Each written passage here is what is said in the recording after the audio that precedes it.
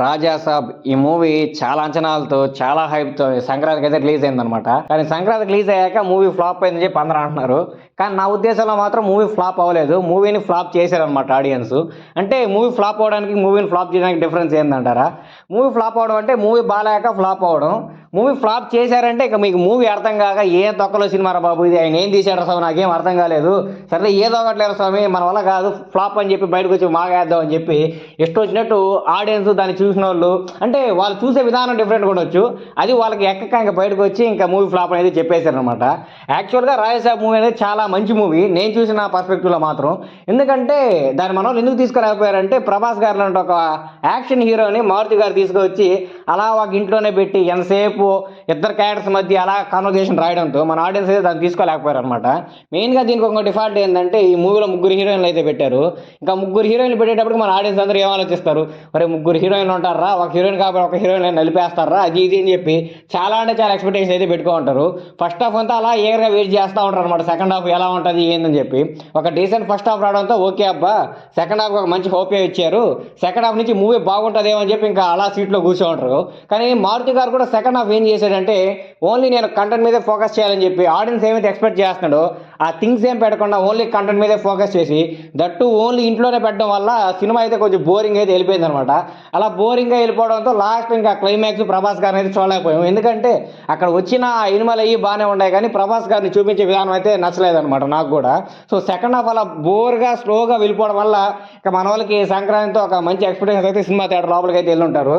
So వాళ్ళైతే experience reach కాలేకపోవడంతో cinema బాగాలేదని చెప్పి బయటకు వచ్చి అయితే చెప్పేశారనమాట. మేబీ సినిమా బాగాలేదేమో, సెకండ్ హాఫ్ కానీ కొంచెం బెటర్గా పెట్టుంటే ఇంకొంచెం బాగుండేదేమో. మరీ తీసి పారేసే అంత సినిమా అయితే ఏం కాదు.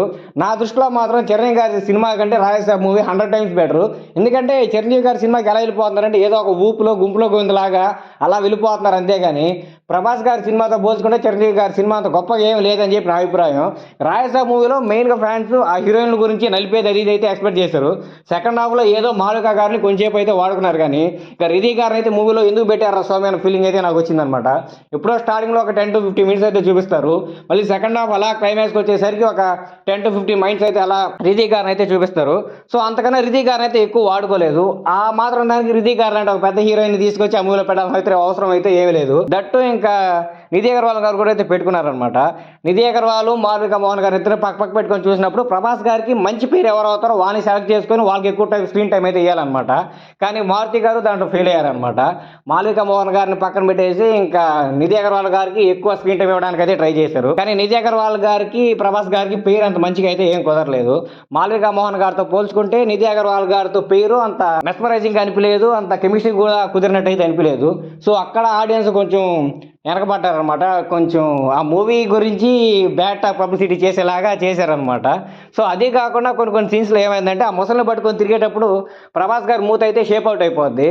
అలాంటి 400 కోట్ల బడ్జెట్ మూవీ పెట్టి తీస్తున్నప్పుడు అలాంటి చిన్న చిన్న సీన్స్ కూడా షేప్ అవుట్ అయిపోతున్నాయి, చూసుకోకుండా రిలీజ్ చేసేటంతో ఇంకా ట్రోల్స్కి అయితే గురైంది అనమాట ఆ మూవీ. ఇదన్నీ ఒక ఇతర స్వామి అంటే ఇంకా స్టార్టింగ్లో ఒక సీన్ ఉంటుంది అనమాట, మాల్వికా మోహన్ గారిని చూపించిన ఒక 2-3 మినిట్స్కి ప్రభాస్ గారు అలా మిద్ది మీద నుంచి అలా నేరుగా దూకేస్తారు.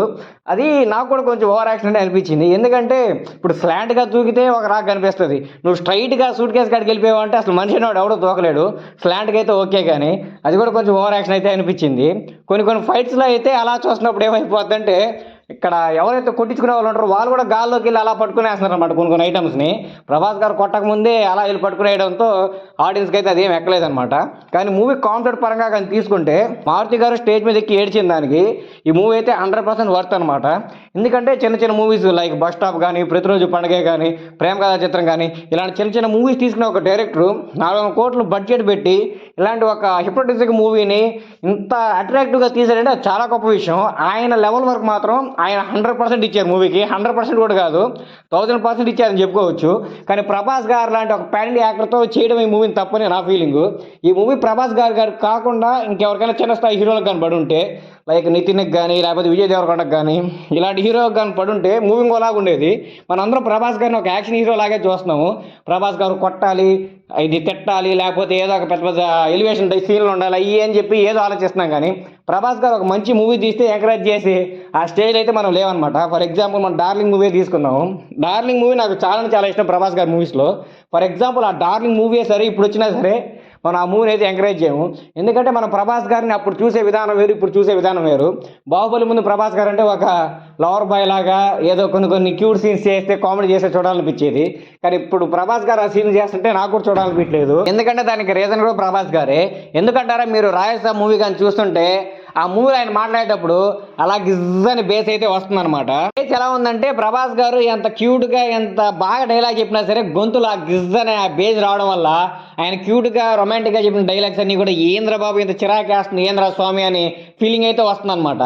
అదే బేస్తో ఎలివేషన్ డైలాగ్ కానీ చెప్తే ఇంకోలా పోట్రే అవుతుంది. ఎందుకంటే మనం ఎలివేషన్ డైలాగ్ చెప్పేటప్పుడు మనకి ఏం కావాలి, మాస్ కావాలి, కొంచెం హడావిడిగా ఉండాలి, అంతా ఆ బేస్ అయితే సూట్ అయిపోద్ది. కానీ క్యూట్ ఒక లవర్ బాయ్ లాగా నువ్వు మంచి మంచి క్యూట్ డైలాగ్స్ చెప్పాలంటే నీ వాయిస్లో బేస్ ఉండకూడదు, చాలా క్యూట్గా డెలివర్ చేసావన్న ఫీలింగ్ అయితే రావాలి. కానీ ప్రభాస్ గారు గొంతు అలా ఎందుకు అయిపోయిందో నాకైతే ఏం అర్థం కావట్లేదు. లైక్ మూవీలో కూడా కొంచెం రొమాంటిక్ సీన్స్ అవి పెట్టారు కాబట్టి ఏదో కొన్ని టెక్నాలజీస్ యూజ్ చేసి ఆ గిజ్ అని ఆ బేస్ని అయితే తీసేస్తే బాగునేమన్న ఫీలింగ్ అయితే నాకు వచ్చింది. కానీ మారుతి గారు ఆ బేస్ కూడా తీసేయకుండా ఓన్లీ కంటెంట్ మీద నమ్మకంతో అయితే వెళ్ళిపోయారు అనమాట. కంటెంట్ తోపు ఉంది. మీరు కానీ హౌస్ కానీ చూసారంటే వాళ్ళు ఎంటర్ అయ్యే హౌస్, అందులో డీటెయిలింగ్ కానీ మీరు చూస్తే చాలా బాగా అనిపించింది. అంటే ఒక హిప్నటిజం చేసే ఒక తోపు సైంటిఫిక్ మాస్టర్ ఎలా ఉంటాడు, ఆయన హౌస్ ఎలా ఉంటుంది, నువ్వు ఏం చూసినా సరే ఆ హిప్నటిజంలోకి ఎలా వెళ్ళిపోతావు అని దాని మీద చాలా డీటెయిలింగ్గా హౌస్ని అయితే డెవలప్ చేసుకున్నారు. అంత డీటెయిలింగ్గా హౌస్ని అయితే డెవలప్ చేసుకున్నారు. కానీ ఆడియన్స్ ఏం ఎక్స్పెక్ట్ చేస్తున్నారు అనే దాన్ని అయితే మర్చిపోయారనమాట. ఆడియన్స్ ఏం ఎక్స్పెక్ట్ చేస్తారు, ప్రభాస్ గారిని మంచిగా చూపేయాలని ఎక్స్పెక్ట్ చేస్తారు, హీరోయిన్తో ఏదో 4-5 సీన్లు పెట్టాలని చెప్పి ఎక్స్పెక్ట్ చేస్తారు, ఇక విలన్కి ప్రభాస్ గారికి మధ్య మంచి లైక్ ఫైటింగ్స్ అలా పెట్టాలని చెప్పి ఎక్స్పెక్ట్ చేస్తారు. కానీ అవి ఏమీ లేకుండా ఇలా చేసేయడంతో చాలా డిసప్పాయింట్ అయిపోయాను అనమాట నేను కూడా. కొన్ని చోట్ల ఆ ప్రభాస్ గారు ఆ హెయిర్ స్టైల్ చూస్తుంటే ఒరే బాబు ఇది విగ్గా నిజమైన హెయిర్ అన్న ఫీలింగ్ అయితే నాకు వచ్చింది. ఏమి మూవీలో తోపండి ఏమైనా ఉందని చెప్పుకోవాలంటే మారుతి గారు మేకింగే భయ్య. ఆ కంటెంట్ ఆయన ఎలా అయితే మూవీ చూపించాలనుకున్నాడో ఆ చూపించిన విధానం నాకంటే చాలా బాగా నచ్చింది. మారుతి గారు అలా స్టేజ్ మీద ఏడడంలో తప్పే లేదు. ఆయన ఎందుకు అంత కాన్ఫిడెంట్గా ఉన్నాడు స్వామి, అసలు మూవీ ఎంత బొక్కలాగా ఉంది ఫ్లాప్ అని అందరు చెప్తున్నా అని నాకు మూవీ చూసాకే అర్థమైంది. మూవీ చూసిన వాళ్ళకి అర్థం అవుద్ది అనమాట ఆయన ఎంత డీటెయిల్గా ఎంత బాగా ఆ కాన్సెప్ట్ అయితే చూపించాలనుకున్నాడని చెప్పి. కానీ చూపించే విధానంలో ఎక్కడో ఫెయిల్ అయ్యాడు. ఫెయిల్ అవ్వడం అంటే కాన్సెప్ట్ చూపించడంలో ఫెయిల్ అవ్వలేదు, మన యాక్టర్స్ని మన హీరోయిన్స్ని ఆ మ్యూజిక్ని మంచిగా రిప్రజెంట్ చేయడంలో ఫెయిల్ అయ్యారు. సరే మారుతి గారు అంటే ఎప్పుడు ఇంత పెద్ద సినిమాలు చేయలేదు, ఆయనకి అంత ఐడియా ఉండదులే అనుకోవచ్చు. కానీ ఆ మూవీ ప్రొడ్యూసర్ కానీ లేకపోతే ఆ మూవీ మ్యూజిక్ డైరెక్టర్ కానీ లేకపోతే ఆ మూవీలో పనిచేసిన టెక్నీషియన్ కానీ ఎవరో ఒకరు కానీ మారుతి గారు కంటే ఎక్కువ సినిమాల్లోనే పనిచేస్తుంటారు. సో వాళ్ళన్నా మారుతి గారు క్లోజ్గా ఉన్న వాళ్ళు కొంచెం సజెషన్స్ ఇచ్చుంటే బాగుండేమో.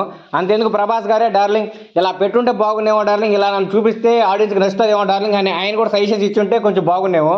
కానీ అందరూ అలా సైలెంట్గా డైరెక్టర్ మీద భారం వేసాడంటూ డైరెక్టర్ ఆయనకి నచ్చినట్టే తీసుకుని అలా వెళ్ళిపోయాడు అనమాట. అలా వెళ్ళిపోవడంతో మూవీ ఇంకా ఎలా వెళ్ళిందో మనందరికీ తెలుసు అనమాట. ప్రభాస్ గారి దగ్గర నుంచి ఇలాంటి లవ్లీ మూవీస్ ఎన్ని ఫ్యాన్స్ ఎక్స్పెక్ట్ చేసినా సరే ప్రభాస్ గారు అయితే దాన్ని అయితే డెలివర్ చేయలేరు. ఎందుకంటే ఆయన అలా చూసే విధానం ఎప్పుడో మారిపోయింది. ఆయన సేపు ప్రభాస్ గారిని చూస్తే 6 అడుగులు ఉంటాడు, మనిషి డైనోసర్ లాగా ఉంటాడు, దిట్టంగా ఉంటాడు, కొడితే 3 పడిపోవాలి లేకపోతే తంతే 4 సుమోలు వెనక్కి వెళ్ళిపోవాలని చెప్పి ఇలానే ఎక్స్పెక్ట్ చేస్తున్నాం. కానీ ఆయన ఒక క్యూట్ రోల్లో అసలు చూడంటే చూడలేము. ఆయన కూడా సరే నన్ను ఆడియన్స్ అలా క్యూట్ రోల్లో రొమాంటిక్ రోల్స్లో యాక్సెప్ట్ చేయలేకపోతున్నారు కదా అని చెప్పి ఆయన కూడా చేంజ్ అవ్వరు, చాలా మార్చేసారు అనమాట. ఒకప్పుడు ప్రభాస్ గారిని చూస్తే క్యూట్గా ఉన్నాడు ఏంద్ర స్వామి అనిపించేది, ఇప్పుడు ప్రభాస్ గారిని చూస్తే ఏంద్ర ఇంత గంభీరంగా భయంకరంగా ఉన్నాడు కదరా స్వామి అనిపిస్తుంది. సో ఇది ఫాల్ట్ అయితే ప్రభాస్ గారి ఫాల్ట్ అయితే ఏం కాదు. అలా ఎవల్యూషన్ అవ్వడం వల్ల ఆయన స్కిన్ మీద ఆయన పర్సనాలిటీ మీద కేర్ తీసుకోకపోవడం వల్ల అలా అయితే అయిపోయాడు అనమాట. చూద్దాం మరి స్పిరిట్ మూవీలో ప్రభాస్ గారిని సందీప్ రెడ్డి వంగ గారు ఎలా రిప్రజెంట్ చేస్తారు ఏందని చెప్పి. రాయసాబ్ వరకు అయితే మాత్రం నాకు ఎందుకు ఆడియన్స్ ఫెయిల్ అయ్యారనిపిస్తుంది. దీంట్లో డైరెక్టర్ ఫాల్ట్ కూడా ఉంది ప్రభాస్ గారిని సరిగ్గా పోర్ట్రే చేయలేకపోవడంతో. కానీ మరీ ఆడియన్స్ బయటకు వచ్చి చెప్పినంత దారుణమైన సినిమా అయితే ఏం కాదు. వాళ్ళు ఏదో ఎలా వెళ్ళారో ఎలా చూసారు సినిమా నాకు కూడా తెలియదు. కానీ 1000 రూపాయలు పెట్టి ప్రీమియర్స్ పెట్టినోడికి మాత్రం ఖచ్చితంగా బండిపోద్ది. ఎందుకంటే 1000 రూపాయలు పెట్టి సినిమా చూస్తాడంటే వాడు హీరోని మంచిగా చూడాలనుకుంటాడు, ఆ హీరోయిన్తో కొన్ని సీన్లు చూడాలనుకుంటాడు. ఆ సీన్లు పెట్టకపోవడంతో ఖచ్చితంగా 1000 రూపాయలు పెట్టి ప్రీమియర్స్కి వెళ్ళినోడికి కోపం రావడం తప్పే లేదు.